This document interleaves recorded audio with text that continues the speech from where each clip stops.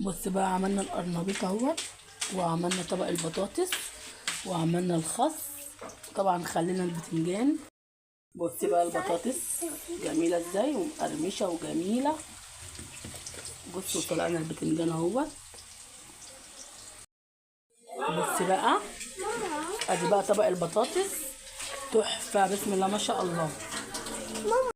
بصوا بقى، احنا النهارده هنعمل اكل ايه. دي بطاطس انا قطعتها بالشكل ده، هسلقها واحمرها. وطبعا هنعمل قرنبيط، طبعا انا سلقته اهوت بميه مغليه بملح. وهنعمل بتنجان وفلفل، النهارده اكله حرشه النهارده، والخس. طبعا الدقه دي بتاعت القرنبيط، والخضره قطعتها. بصوا بقى القرنبيط اهوت بنسلقه. بيستلق ازاي؟ بتحطي ميه تغلي وشويه ملح، وتنزلي بالقرنبيط لما يستوي تقومي مطلعاه. واوريك العجينه بتاعته بتتعمل ازاي. بصوا على البطاطس اهي تتسلق. خلصنا كميه القرنبيط بتاعنا اللي احنا سلقناها. بص دي ميه ودقيق، وانا ربيت كده الدقيق في الميه، خليته بص بالطريقه دي كده كريمي كده. وهنزل عليه كده بالثلاث بيضات، وهضرب كده ايه البيض في الدقيق كده بالميه. وبص انا عملت الخضره وعليها دقه الثوم بالفلفل بالكمون بالفلفل الاسود بالملح. وهضرب بقى ايه الدقيق وهنزل عليه كده على الخضره وبس. بص اهو ربيت البيض مع الدقيق تمام كده. هنزل بقى كده ايه عليه كده على الخضره،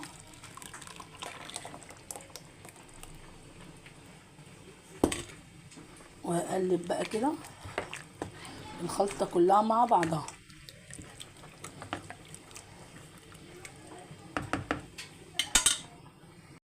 البطاطس غلوتين بس وتنزليه، عشان انا مقشراها طبعا ومقطعاها عشان ما تهريش منك، وتيجي تحمريها تلاقيها مهريه معاكي في الزيت. لا، هي سلقتين بس وتنزليها. بصي انا طلعتها اهي، صفيتها من الميه. بصي ايوه كده نص سلقه عشان ما تهريش منك في الزيت. بصي اما هتحمريها بقى تبقى معاكي مرمله ومستويه. دي اسمها بطاطس صوابع مسلوقه. بصوا بقى، وهنحط بقى البتنجان كده بقى ايه السلق. بص انا بعمله كده ما بقطعوش، بشيل بس الزقم كده من عليه بس ما بفتحهاش، وبحطها بقى تغلي وتستوي. ده البتنجان المسلوق بالدقه. بصوا بقى البطاطس اهي بتتحمر في الزيت. بصي شكلها ذهبي وجميل، بسم الله ما شاء الله. بصوا بقى، احنا حطينا هنا القرنبيط اهي في العجينه، وهنصفيها كده ونحطها في الزيت على طول. بصوا بقى اهو حطوه في الزيت اتحمر اهو. بص بقى، عملنا القرنبيط اهو، وعملنا طبق البطاطس، وعملنا الخس. طبعا خلينا البتنجان اتحمر اهو.